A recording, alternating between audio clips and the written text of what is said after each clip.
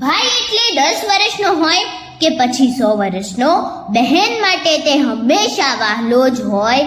80 થી 100 વર્ષના બેન પોતાના નાના ભાઈની પાઘડી માથે હાથ મૂકી અને ઓવરણા લેતા હોય અને ખમ્મા મારા વીર જેવા ભાવુક શબ્દો બોલે એટલે ભાઈના સાથે ભાવના દુઃખ પોતાની આંગળીઓના ટચાકડા ફોડે એ રીતે ભાગીને ભૂકો કરી નાખે. અને પછી જ્યારે બહેન ભાઈના હાથમાં રાખડી બાંધે છે ત્યારે તે માત્ર તિલક નથી કરતી, પરંતુ પોતાના ભાઈના સુખ, સફળતા અને લાંબા આયુષ્ય માટે દિલથી દુઆ કરે છે.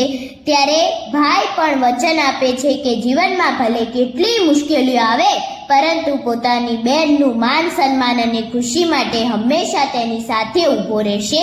આ જ રીતે રક્ષાબંધન આપણને યાદ અપાવે છે કે દુનિયાના બધા સંબંધોમાં ભાઈ બહેનનો સંબંધ સૌથી નિસ્વાર્થ અને અમૂલ્ય છે.